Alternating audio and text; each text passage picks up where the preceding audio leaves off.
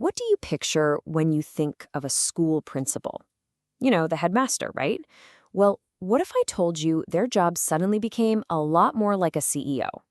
That's exactly what we're diving into today. The huge and, let's be honest, kind of messy transformation of the Italian school principal. It's a journey from just being a government functionary to a powerful corporate-style leader. It's wild. Seems like a pretty simple question, doesn't it? But believe it or not, in Italy's school system, the answer is, well, it's gotten really complicated. And behind that simple question is a massive story of a power shift. A shift so big, it totally upended how thousands of schools are actually run day to day. All right, so here's our game plan. We'll start with the switch from headmaster to CEO. Then we'll look at the autonomy revolution that made it all happen. After that, we'll get into what the new job actually looks like. And finally, we'll talk about the power and its very real limits.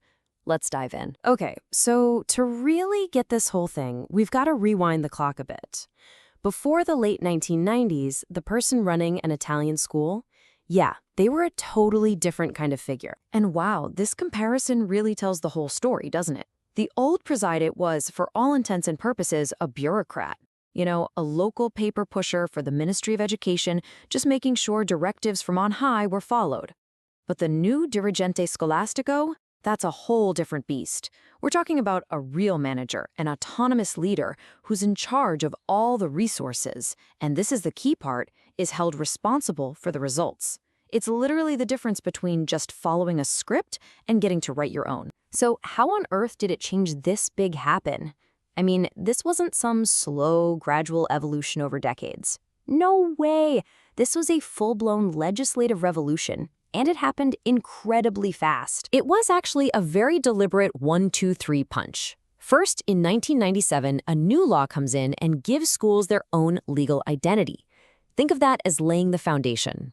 Then, just a year later, a decree spells out exactly what this new manager-leader is supposed to do.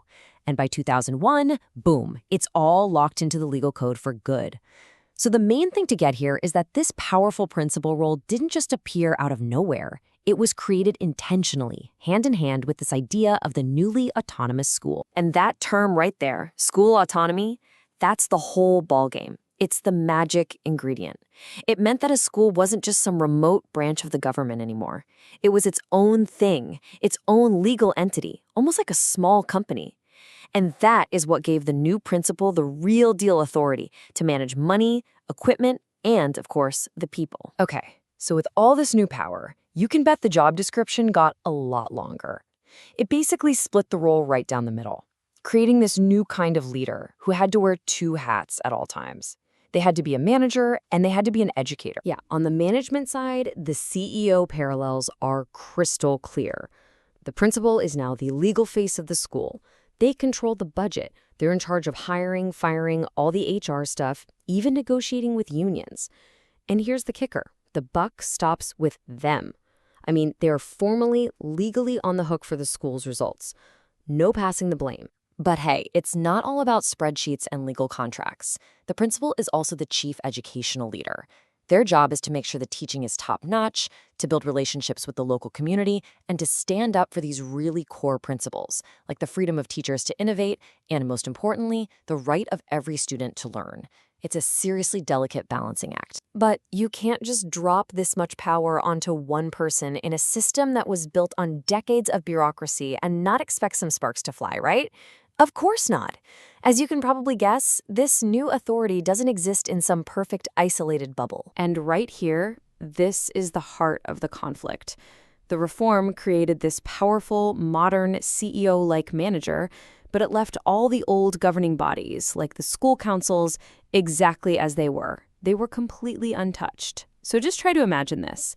You're a CEO trying to steer a company forward, but for every major decision, you have to get approval from a committee that's still operating under the old rules with a completely different set of goals. That's the tension that's baked right into the DNA of the new system. Okay, so this brings up a pretty logical question, doesn't it? If the principal is now responsible for the school's results, just like a CEO, then there must be a solid system in place to evaluate their performance, right? I mean, that only makes sense. Well, You'd think so, but the reality on the ground is, frankly, stunning. The source material couldn't be more blunt about it, and I'm quoting here. There is a substantial, I would say almost total, absence of evaluation for the school principal. Just let that sink in. All that responsibility, all that power, with basically zero formal accountability. It's a huge, gaping hole in the entire system. So when you boil it all down, this is the modern principal's real mission. They have to be a unifier. Their job is to somehow figure out how to use these new CEO-like powers while still working with the old guard, with the established committees, to somehow create a single, unified, forward-moving vision for their school. Talk about a tough gig. And that really gets to the heart of it. The reforms at their core created a manager, someone to make sure the school runs on time and on budget. But what every school really truly needs is a leader, someone to help it thrive, to innovate, to inspire. And so the biggest challenge for the whole system and for every single principal is, how do you be both? How do you become that effective CEO who can balance the books while also being the visionary leader who shapes the future?